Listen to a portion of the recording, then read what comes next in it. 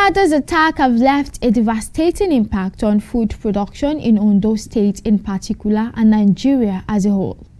This conflict in the country started a series of disputes over arable land resources across Nigeria. Hada's attack have left a devastating impact on food production in Ondo State, in particular and Nigeria as a whole. This conflict in the country started as a series of disputes over arable land resources across Nigeria between the Muslim Fulani herdsmen and the Christian non-Fulani farmers. The reports. Hada's attack has affected food production in Nigeria. For years and in Ondo State, farmers have abandoned their farm due to fear of attacks, resulting in reduced crop yield and decreased food production. Hada's attack, food production in Ondo State and in Nigeria as a whole. Let me first of all appreciate you for coming. Hada's farmers' attack and the food production has been a tug of war that has been going on for a very considerable time now.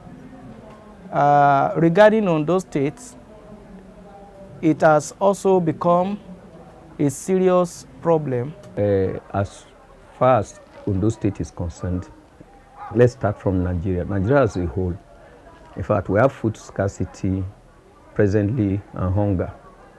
So it has affected Nigeria because the mayhem they had us unleashed on innocent farmers in the north, killing them, destroying their food crops and all other things. Others' attack, I will rather say, is an organized crime against humanity.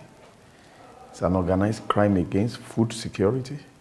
It's an organized crime against children's safety. Why do I have to say that? Because others' attack will affect food production. It has lowered food production because those people that are supposed to be on the farm have been driven off or driven out of the farm, thereby leaving the farm empty and leaving the children so vulnerable. I just want to say that when it comes to the production of cereals and legumes, which are predominantly in the Ondo North Senatorial District, it is actually affecting their production because these plants attract all these cattle. So it has drastically affected this type of crops in Ondo State. However, according to Ondo citizens interviewed, the federal and state government should address the situation in establishing ranches and grazing reserves to provide herders with designated areas for their cattle. The government of Nigeria have not been able to, checkmate this conflict because, one, there are no constructive and adequate plan for both the herders and the farmers. You see, there's this adage that says, problem identified is problem solved. Until you are able to identify that the source of this problem is the struggle for resources, then you have to make adequate plan for farmers and you have to make adequate plan for herders, especially herders. A government cannot totally stem the tide because one thing, that is what I want to say here, it's better an anomaly does not start than to start and you begin to look for how to solve the problem. That's why it's a sure balance, a common balance that prevention is better than what? Than cure. It's better you prevent a problem. When the problem starts, those who are benefiting from the problem will never want it to stop.